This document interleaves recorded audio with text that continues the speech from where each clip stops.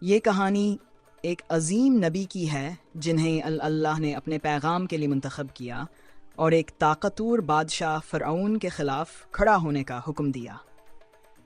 ان کا نام تھا حضرت موسیٰ السلام۔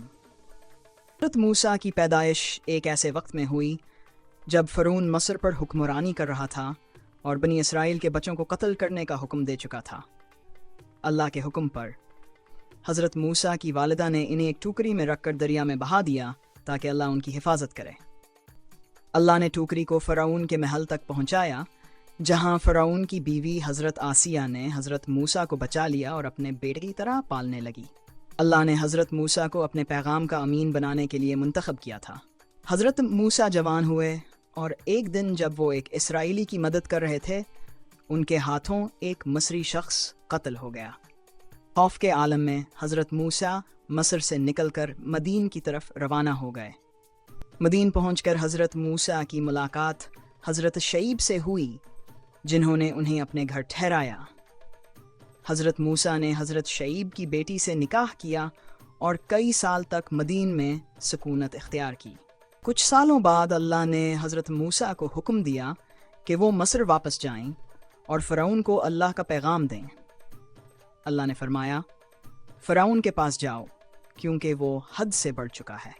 حضرت موسیٰ نے فرعون کے دربار میں جا کر کہا، اللہ کا پیغام سنو، وہی تمہارا حقیقی رب ہے، اپنی سرکشی کو چھوڑ کر اللہ کی عبادت کرو۔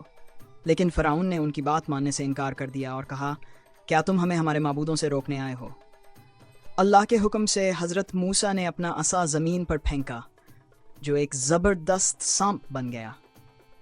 پھر حضرت موسیٰ نے اپنا ہاتھ نکالا جو چمکدار روشنی سے جگمگا رہا تھا، لیکن فرعون نے ان تمام معجزات کو جھٹلایا۔ فرعون نے دھمکی دی، اگر تم اپنی باتوں سے باز نہ آئے تو میں تمہیں قید کر دوں گا۔ مگر حضرت موسیٰ نے اللہ کے حکم کی پیروی جاری رکھی اور کہا، جو بھی ہوگا اللہ کی مرضی سے ہوگا۔ اللہ کے حکم پر حضرت موسیٰ نے اپنا عصا سمندر پر مارا اور سمندر دو حصوں میں تقسیم ہو گیا، جس کے درمیان سے بنی اسرائیل نے خشک زمین پر چلتے ہوئے راستہ عبور کیا۔